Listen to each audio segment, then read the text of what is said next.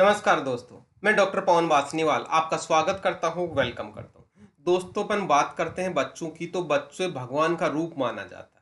भगवान के रूप की बात कहूँ तो इनकी स्माइल और इनकी मुस्कुराहट बहुत अच्छी होती है।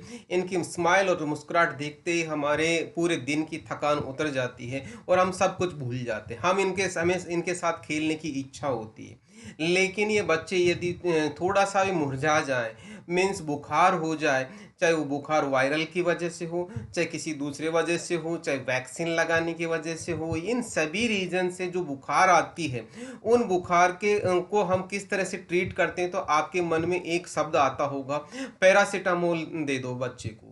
इस पैरासीटामोल के बारे में आज मैं पूरी कंप्लीट जानकारी दूंगा। कौन कौन सी दवाइयाँ पैरासीटामोल की आती है, मीन्स कौन से ब्रांड्स आते हैं, किस तरह की डोजेज फॉर्म होती है, ये हमारी बॉडी में कब और किस तरह से जाके काम करती है, और ये सभी सवालों का जवाब दोस्तों मैं आपको देने वाला हूँ।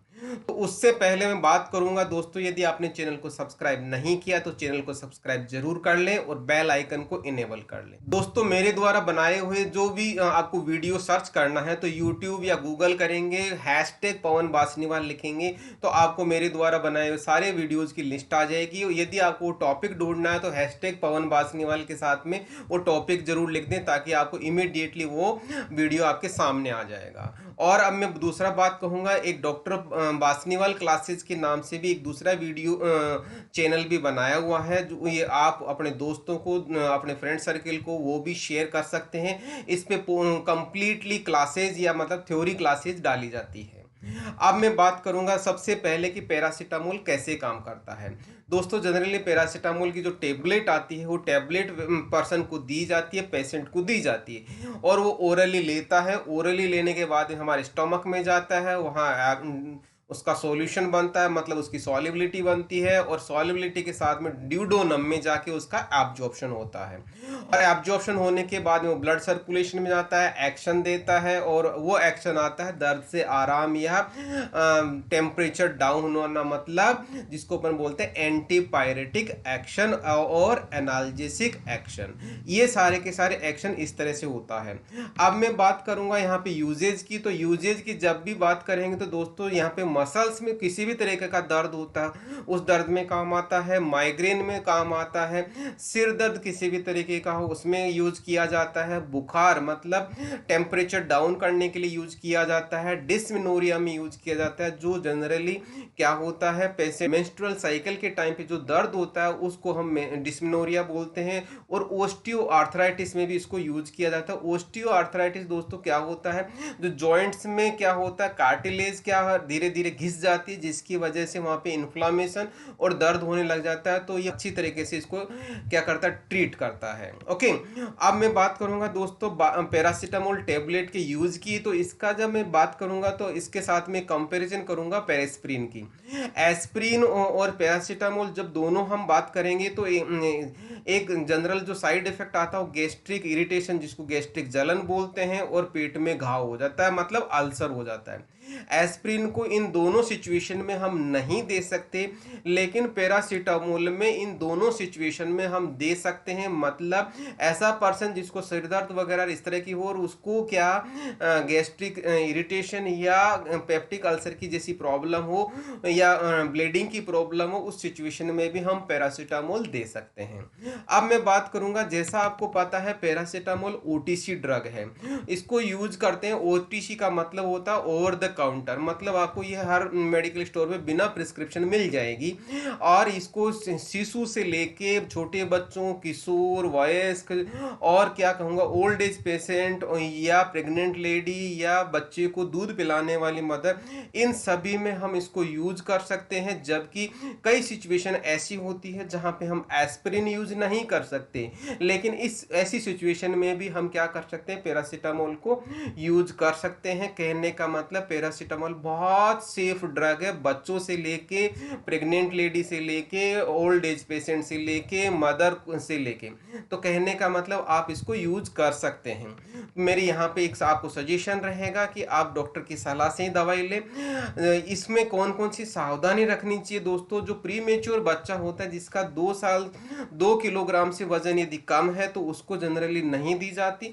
इसमें क्या होता है, उसकी लीवर का जो डेवलपमेंट होता है वो कम होता है, जिसकी वजह से उसमें टॉक्सिसिटी की प्रॉब्लम आ जाती है।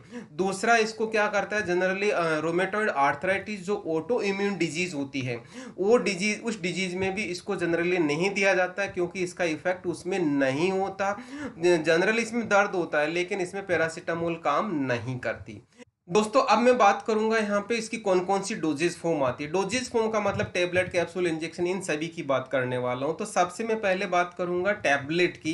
तो इसकी अलग अलग कंपनियों की आती है, जैसे क्रोसिन आता है, मेटासिन आती है, मेटासिन के साथ दूसरा आता है पैरासिन भी आती है, इसको कॉलपोल आती है, कॉलपोल के साथ में नियोमोल आती है। इन सभी का आपको डोजेज फॉर्म है और ये टेबलेट फॉर्म है। इसकी स्ट्रेंथ अलग अलग हो सकती है। यहाँ पे मैं डोज की बात करूंगा, इसकी 350 मतलब 325 से लेकर 650 मिलीग्राम पर टेबलेट देखी जाती है। लेकिन यहाँ पे मैं बात कहूँ, यदि बच्चों की बात कहूँ तो 10 से 15 mg पर केजी के हिसाब से इसको दी जाती है। मतलब यदि किसी पर्सन का, किसी बच्चे का 10 किलो वजन है तो उसको 100 से 150 mg की गोली दी जा सकती है। और यह कौन सी कहूँगा 3 से 4 बार दिन में दी जा सकती है, लेकिन आप डॉक्टर की सलाह से लें। आपको अपना सेल्फ मेडिकेशन मेरे हिसाब से नहीं करना चाहिए, मैं रिकमेंड नहीं करता।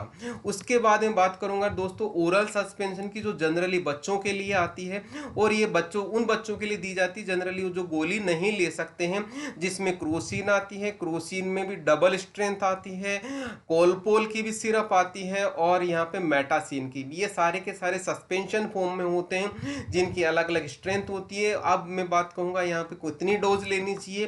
तो जो डोज मैंने बताई और डॉक्टर ने जो सजेस्ट किया आपको वही डोज लेनी चाहिए, ना उससे ज्यादा ना कम लेनी चाहिए। ओके, फिर उसके बाद में बात करूंगा ओरल ड्रॉप्स की। दोस्तों जो ओरल ड्रॉप उन बच्चों को दी जाती है जिनको जो बच्चे क्या सिरप नहीं ले सकते या सस्पेंशन नहीं ले सकते, जो बिल्कुल छोटे बच्चे होते हैं। जैसा कि इसमें कौन कौन सी आती है, क्रोसिन आती है, कॉलपोल आती है और मेटासिन, इन सभी की ड्रॉप्स आती है। जनरली बच्चे के मुंह में इसको ड्रॉप के थ्रू हम इसको दवाई देते हैं। इसकी स्ट्रेंथ थोड़ी ज्यादा होती है, इसीलिए ड्रॉप के फॉर्म में दी जाती है। मतलब 100 mg 1 ml में आती है। तो ध्यान रहे, अगेन मैं कहूंगा यहाँ पे डॉक्टर की सलाह से आपको क्या करना है, दवाई देनी है उस पर्सन को, उस पेशेंट को और उस छोटे बच्चे को। ओके, फिर उसके बाद मैं कहूँगा इंजेक्शंस की। इंजेक्शन दोस्तों उनको दिया जाता है जो पेशेंट ना ड्रॉप ले पा रहे हैं, ना ओल्ड एज पेशेंट भी हो सकता है, यहाँ पे छोटे बच्चे भी हो सकते हैं, जैसा कि एक्नेल और पैरानेक्स, इस तरह के जो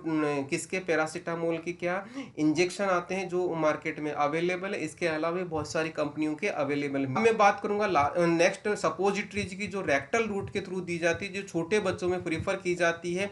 इसके अलग अलग ब्रांड्स आती है, जैसे एकेडेमिका आती है, एसपीटीसी की आती है, नियोमोल आती है और पेनाडोल आती है। ये सारे के सारे सपोजिटरीज होती है जो रेक्टल रूट के थ्रू दी जाती है, जब पेशेंट को हम ओरल ड्रॉप या कहूँगा टेबलेट, सिरप या कैप्सूल हम नहीं दे सकते। अब लास्ट में बात कहूँगा दोस्तों, इसकी एक्सेस डोज नहीं लेनी चाहिए, इसकी टॉक्सिसिटी बहुत भयंकर हो जाती है। टॉक्सिसिटी किस सिचुएशन में होती है, या तो किसी पर्सन ने ज़्यादा डोज ले ली हो, या यूँ कहूँगा उसका लीवर खराब हो जाता है, तो उस सिचुएशन में इसकी टॉक्सिसिटी हो जाती है। डॉक्टर जनरली इसकी टॉक्सिसिटी को ट्रीट करने के लिए पेशेंट को या तो उल्टी करवाते हैं, या उस पेशेंट को एक्टिवेटेड चारकोल देते हैं, या एक इंजेक्शन आता है जिसको बोलते हैं एन एसिटाइल सिस्टीन का इंजेक्शन दिया जाता है। ये सारे के सारे इसके टॉक्सिसिटी के ट्रीटमेंट का तो है। इस लास्ट में आपसे यही कहूँगा दोस्तों, डॉक्टर की सलाह से दवाई लें और उचित समय पर फार्मेसी से ही दवाई लें और आप स्वस्थ रहें। इसी के साथ में मैं आपसे एक रिक्वेस्ट करूँगा, यदि अभी भी आपने चैनल को सब्सक्राइब नहीं किया तो चैनल को सब्सक्राइब करें, लाइक करें, कमेंट करें। आप थैंक्स का बटन भी दबा सकते हैं। और यहाँ पर मैं बात कहूँगा, यदि आपने कम से कम 3 दोस्तों को आप शेयर जरूर कीजिएगा। इसी के साथ में धन्यवाद दूंगा। Thank you once again.